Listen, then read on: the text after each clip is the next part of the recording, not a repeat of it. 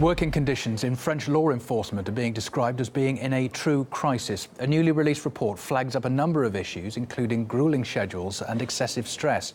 It also highlights a worrying number of suicides among police officers. Today we are on edge of implosion. There has already been daily violence in our relationship with people. It's a job without gratitude.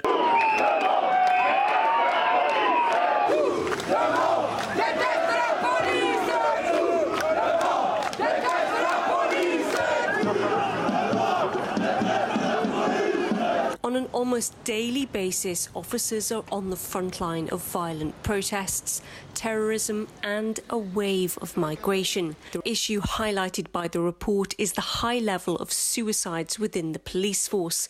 It says it's 36% higher than in the general population. A weak police officer is a bad officer in the eyes of others, so colleagues don't want to talk about their problems with other officers. Tom is currently still working as a police officer.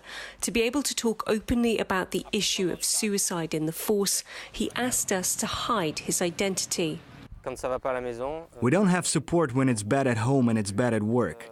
We don't know who to confide in. Recently, I could visibly see a colleague wasn't looking good. Unfortunately, I didn't have a way to report that we felt something was wrong. 15 days later, he took his life. Tom says police officers are under pressure 24 hours a day and are never able to step away from the job.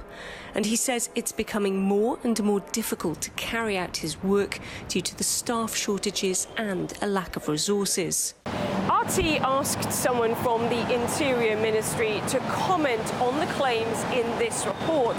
So far, we have had no response. But earlier this year, the minister responsible for internal security forces made this statement to the committee investigating these issues. And at the end of 2017, I asked the Director of National Police and the Director of the National Gendarmerie to work on an analysis of the reasons for suicides.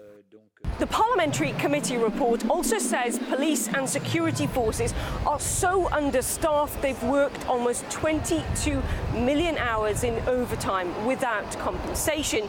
If it were to be paid, it would cost a staggering €272 million. Much of this, it states, is down to the heightened terror threat. And as peak tourism season kicks in, pickpockets and scam artists are adding to the pressure.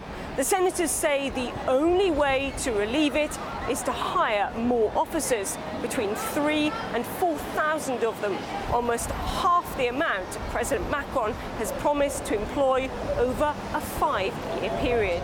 The parliamentary report makes more than 30 recommendations to help turn this crisis around.